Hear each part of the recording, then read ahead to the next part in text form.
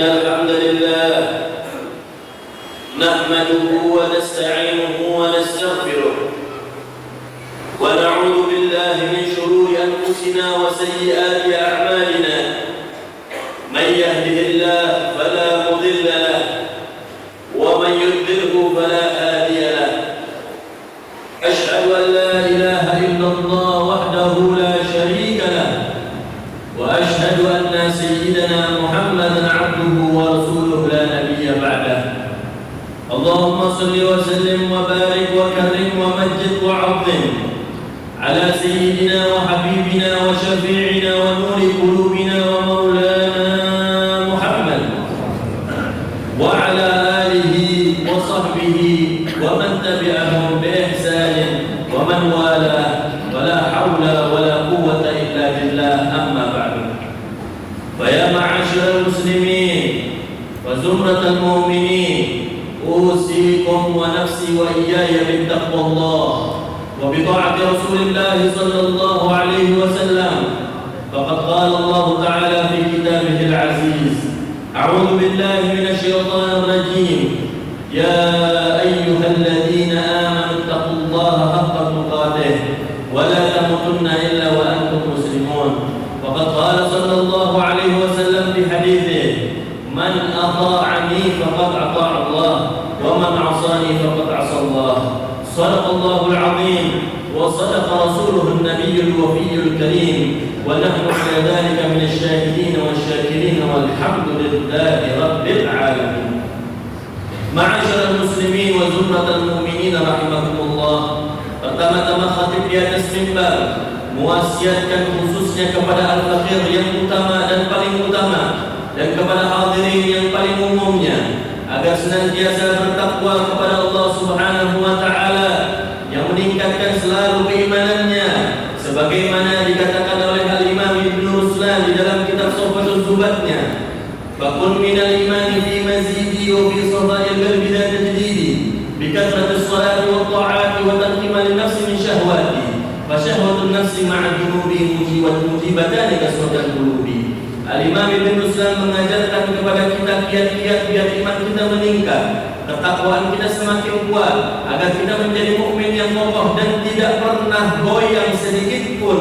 Karena kita sebagai hamba Allah Subhanahu wa taala, karena kita adalah sebagai manusia yang diciptakan oleh Allah Subhanahu wa taala, yang penuh dengan kekurangan, yang penuh dengan kesalahan dan juga dengan godaan-godaan daripada syaitan.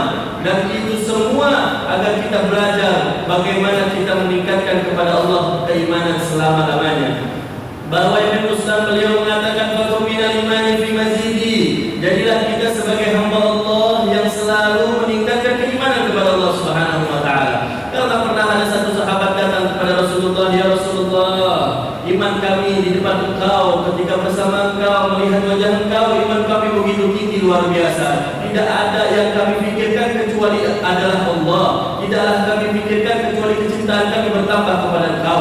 Akan tetapi ya Rasulullah, kami pulang, kami datang ke pasar, kami kembali keluarga kami kembali kepada sahabat-sahabat kami, iman kami mulai turun ya Rasulullah. Apa yang Nabi katakan?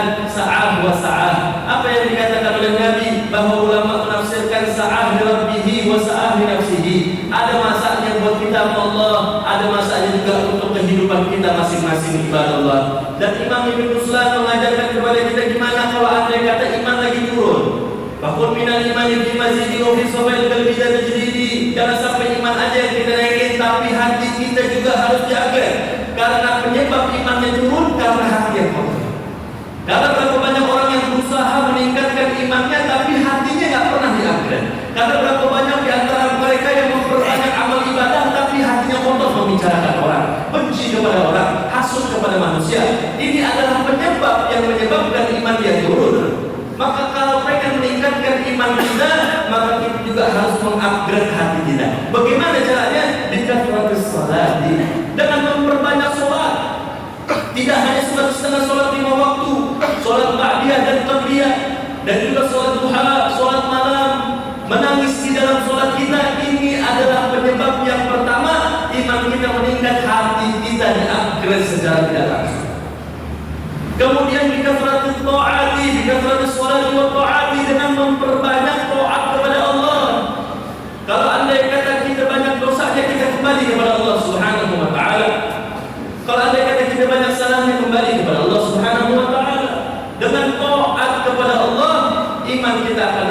hati kita otomatis bakal di-upgrade dengan hati yang baru, hati yang bersih, hati tanpa dendam, hati tanpa benci, hati tanpa iri dan dengki. Itu disebabkan karena kita taat kepada Allah Subhanahu wa taala. Itu adalah kiat yang kedua, dikatakan salat wa ta'ati. Kemudian kiat yang ketiga, wa tarki ma lin nafsi min syahwati. Kiat yang ketiga adalah meninggalkan nafsu syahwat kita. Karena berapa banyak di antara kita karena hawa nafsunya, karena syahwatnya, apapun akan dia lakukan mau halal ataupun haram kepada Allah. Wal'iyadu billah. Karena berapa banyak di antara kita yang melakukan hawa nafsunya dituntut harus begini, dia harus dilakukan begini dan begitu. Itu semua karena menurut hawa nafsu mereka. Ini adalah bagaimana kita belajar bahwa hawa nafsu harus kita lawan terus-menerus. Walaupun kita sadar bahwa Allah menciptakan nafsu ini di dalam diri kita agar kita bisa menjadi hamba yang kuat, bukan hamba yang lemah. Itulah bagaimana kita belajar sebagai hamba Allah melawan hawa nafsu. Bahkan ada salah satu salafus shalihin yang doanya diijabah padahal sholatnya agak banyak, ngaji Al-Quran juga bisa dihitung jari, sholat sunnahnya juga agak banyak, tapi setiap dia mengangkat doa dan mengangkat tangannya ke langit selalu diijabah oleh Allah Subhanahu wa taala. Lalu orang bertanya, "Ma fa'alallahu bika?" Allah sedang memberikan kamu kenikmatan seperti apa kok bisa sampai angkat tangan langsung gini? Ayo amal. Amalan apa yang kau amalkan? Akhirnya dia katakan, "Wallahi demi Allah, ma amaltu bi kathrati shalah, wala amaltu bi kathrati qira'atil Qur'an, wala amaltu bi kathrati ibadah, walakin masaktu syahwati wa talaba min Allah faqabala Allah bi du'a." Aku enggak banyak salat, aku enggak banyak doa, aku enggak banyak baca Al-Qur'an. Aku hanya sedikit bisa hitung jari, tapi aku berjuang melawan hawa nafsu saya. Setiap saya pengen melakukan sesuatu karena syahwat, karena nafsu saya tidak akan lakukan. Andai kata di depan saya ada makanan dan saya ingin makan karena nafsu saya tidak akan makan makanan itu. Kalau andai kata saya ingin diberikan uang oleh seseorang dan saya ingin menerimanya dengan nafsu, saya tolak uang itu. Kalau andai kata saya ingin diberikan kenikmatan oleh seseorang, tapi karena saya menerimanya dengan hawa nafsu, saya tidak akan menerima hal tersebut. Karena saya melawan hawa nafsu saya, melawan syahwat saya, Allah menjadikan setiap doa saya diijabah oleh Allah Subhanahu wa taala. Memang tak gampang melawan hawa nafsu, enggak gampang melawan syahwat kita, apalagi sebentar lagi akan masuk di bulan Ramadan yang penuh dengan ujian, yang penuh dengan tantangan bagi kita yang sedang berpuasa di bulan Ramadan. Tidak hanya sebatas makan dan minum, tapi ujian keluarga, ujian rumah tangga, ujian sahabat, fitnah dunia, itu termasuk daripada di antaranya kita melawan hawa nafsu kita. Agar kita menjadi hamba Allah yang kuat, agar kita menjadi hamba Allah yang senantiasa imannya naik, walaupun turun tapi naik terus. Hatinya selalu di-upgrade, hatinya selalu bersih. Kenapa? Dia mengamalkan 3 kiat itu. Banyak sholat, taat kepada Allah, dan melawan hawa nafsunya. Bila khusus di bulan Ramadan ini sebentar lagi kita akan masuk bulan puasa. Kalau andai kata 3 amalan tadi kita pegang betul-betul, insya Allah kita akan menjadi hamba Allah yang imannya tinggi dan hatinya selalu bersih. Permasalahannya kita nggak mau mengamalkan itu. Berapa banyak di antara kita yang masuk bulan Ramadan, tapi di bulan Ramadan dihina oleh dirinya sendiri. Ramadan tidak dihargai oleh dirinya sendiri. Ramadan jadi jelek di mata manusia karena kelakuan kita sebagai muslim, ma'asyiral muslimin. Karena pernah dikisahkan oleh salah satu orang yang berilmu, suatu ketika ada seorang yang bernama Muhammad yang saban hari sholat bisa dihitung jari dan sholat itu juga jalan. Jangankan sholat, ibadah-ibadah yang lain juga tidak pernah dia lakukan. Mungkin bisa dihitung jari. Sampai datang masuk bulan Ramadan, dia bersihkan dirinya, dia pakai pakaian yang bersih. Selama 1 bulan dia jalankan ibadah sholat, dia jalankan ibadah puasa, dia membaca Al-Quran, dia mengkodok sholat-sholatnya yang telah dia tinggalkan. Setelah bulan Ramadan dia wafat, dan di dalam wafatnya seorang ahli ilmu bermimpi melihat orang ini diampunkan dosanya. kemudian orang yang berilmu ini mengatakan, ma fa'alallahu bika, Allah telah memberikan kamu kenikmatan apa?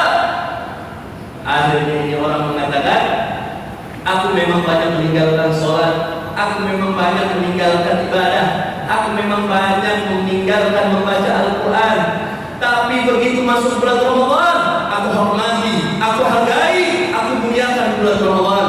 Karena aku memuliakan bulan Ramadan, Allah ampunkan dosa-dosa saya dan Allah masukkan saya ke dalam surga. Ini bagaimana kemuliaan orang yang menghargai bulan Ramadan saja bisa masuk ke dalam surga. Pernah dikisahkan juga ada salah seorang majusi, penyembah api, yang bukan menyembah Allah Subhanahu wa ta'ala, yang ketika melihat anak kecil, anaknya sendiri makan dan minum di hadapan teman-temannya yang muslim yang sedang berpuasa, ini ayahnya memukul anaknya dan menjewer anaknya dan memarahi anaknya. Apa yang ayahnya katakan, wahai anakku, kita memang tidak menyembah Allah, tapi tolong kamu belajar menghargai muslim yang sedang berpuasa di bulan Ramadan dengan engkau tidak makan dan minum di hadapan mereka. Akhirnya apa yang terjadi? Gak selang beberapa lama ini majusi meninggal dunia. Salah seorang soleh di kampung tersebut bermimpi melihat ini orang yang menyembah api masuk ke dalam surga duduk di atas singgasana. Akhirnya dia bertanya, apa yang Allah lakukan kepada engkau? Engkau ini penyembah api bukan penyembah Allah. Kok bisa engkau masuk dalam surga? Akhirnya ini orang mengatakan, wallahi demi Allah, saya memang menyembah api di masa lalu, tapi karena saya memuliakan bulan Ramadan dan memarahi anak saya yang makan di depan teman-teman yang muslim, Allah jadikan diri saya sebelum wafat, sebelum mencabut ruh saya, mengucapkan 2 kalimat syahadat, sehingga saya masuk ke dalam Islam dan mati dalam keadaan Islam dan husnul khatimah. Allah masukkan saya ke dalam surga karena saya menghargai bulan Ramadan. Allah masukkan saya ke dalam Islam karena saya menghargai bulan Ramadan. Yang non-muslim saja bisa Allah jadikan dia masuk ke dalam surga dan dijadikan sebagai agama Islam. Lalu bagaimana dengan orang yang muslim tidak menghargai bulan Ramadan? Waliyahulillah, bisa jadi Allah cabut keislamannya. Karena apa? Tidak menghargai bulan Ramadan. Kalau banyak di antara kita kaum muslimin yang ada di manapun negara, khususnya di Indonesia, yang muslim, mereka katakan muslim, bangga dengan muslimnya, tapi Ramadan masuk, dia membatalkan puasa tanpa sebab. Dia tidak menghargai muslim-muslim yang berpuasa. Dia membuka toko-toko makanannya, dia membuka warung-warung makanan mereka dengan alasan menghargai non-muslim, dengan menghargai daripada toleransi. Allah ya Allah, hati-hati bagi mereka yang mempunyai warung makan membukanya di puasa bulan Ramadan, yang membukanya di siang bulan Ramadan dengan alasan menghargai toleransi. Ingat, Allah juga bisa mencabut agamamu. Allah juga bisa menjadikan engkau mati suul khatimah. Waliyahulillah. Hati-hati, ini bukan perkara remeh. Ramadan kalau kita andai kata pengen berbisnis, pengen berdagang soal makanan dan minuman, paling enggak kita taruh dagangnya habis asar, menghargai mereka. Inilah bagaimana kita menjaga keislaman kita, menjaga keimanan kita. Secara tidak langsung kalau andai kata kita membuka warung makan kita di siang hari bulan Ramadan, itu sama saja kita mengajarkan kepada orang yang sedang tidak berpuasa dengan tidak menghormati orang yang berpuasa. Dengan sama saja kita menjatuhkan nama Islam. Dengan sama saja kita menjatuhkan agama Allah.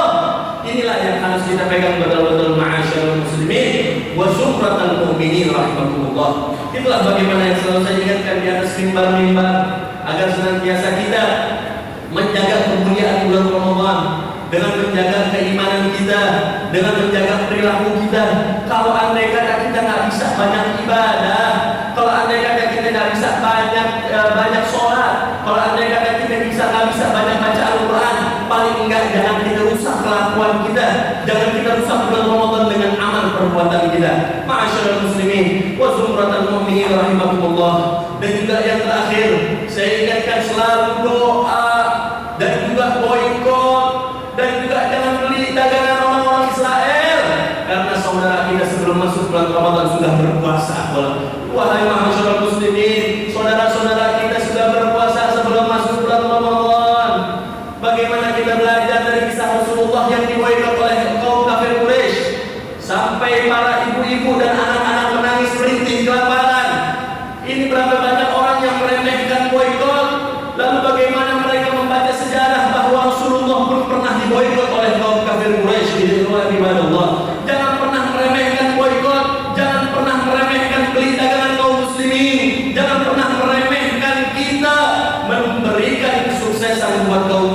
yang membeli dagangannya. Kenapa pernah dikisahkan? Bagaimana dikisahkan di dalam kisah sejarah sirah Rasulullah bahwa ada salah satu sahabat yang dikenal dengan Umamah bin Udzal, salah satu raja Yamamah, yang dia adalah salah satu supplier terbesar buat makanan orang-orang yang tinggal di Mekah.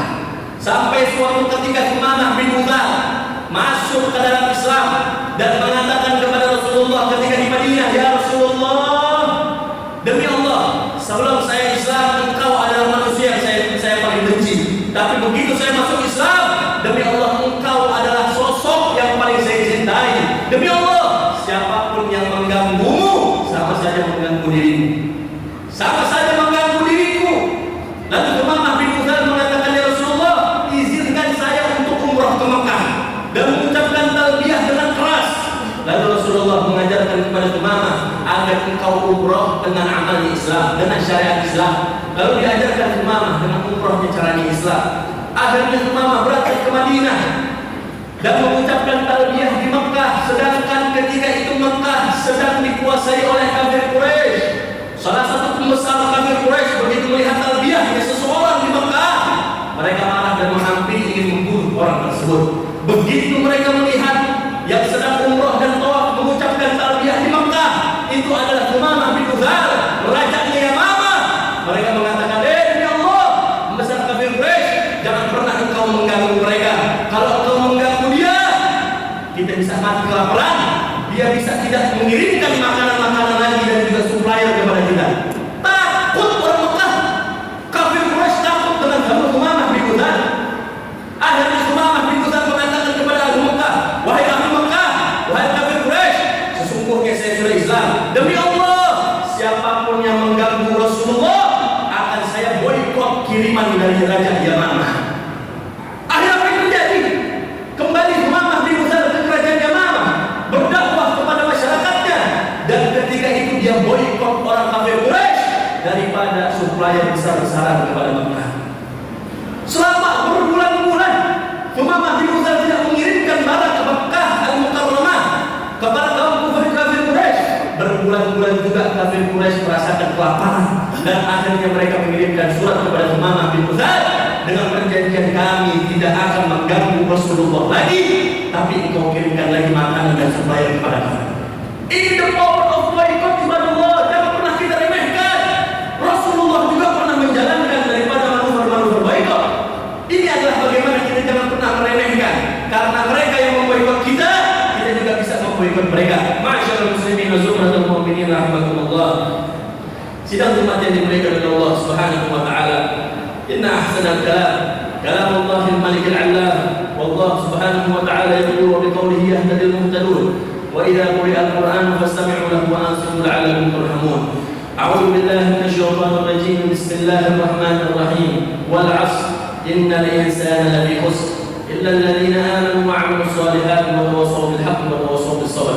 Barakallahu li wa lakum fil Qur'anil 'azim. ونفعني وإياكم بما فيه من الآيات والذكر الحكيم. أقول قولي هذا وأستغفر الله لي ولكم ولسائر المسلمين فاستغفروه إنه هو الغفور الرحيم. اللهم صل وسلم على سيدنا محمد وعلى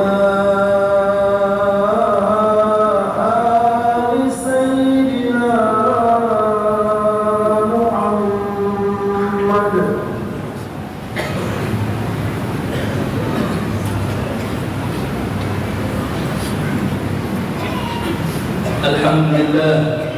الحمد لله حمدا كما أمر، وأشهد أن لا إله إلا الله وحده لا شريك له إرغاما لمن جحد به وكفر، وأشهد أن سيدنا محمدا عبده ورسوله سيد الخلائق والبشر.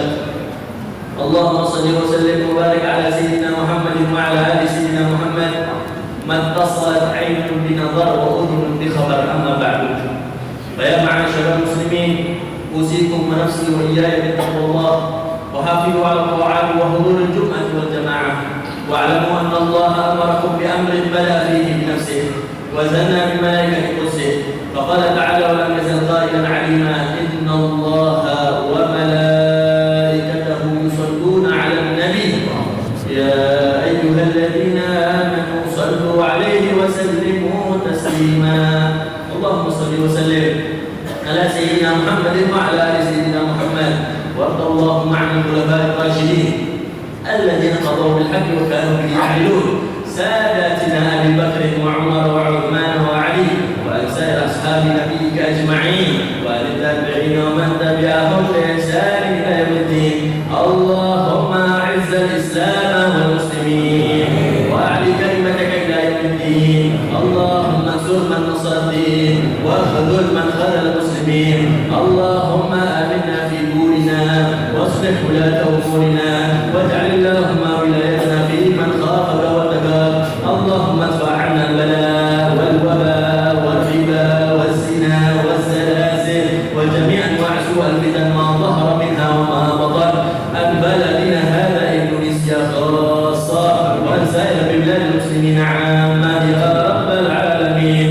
اللهم انصر إخواننا في فلسطين، اللهم اغفر إخواننا في فلسطين، اللهم ارحم إخواننا في فلسطين، اللهم اغفر أمة سيدنا محمد، اللهم ارحم أمة سيدنا محمد، اللهم فرج أمة سيدنا محمد، اللهم اجبر أمة سيدنا محمد بحق سيدنا محمد. اللهم اغفر للمسلمين والمسلمات والمؤمنين والمؤمنات الأحياء منهم والأموات برحمتك يا أرحم الراحمين. عباد الله، إن الله يأمر بالعدل والإحسان وإيتاء ذي القربى وينهى عن الفحشاء والمنكر والبغي يعظكم لعلكم تذكرون. فاذكروا الله العظيم يذكركم واسألوه من فضله يعطيكم، لذكر الله أكبر.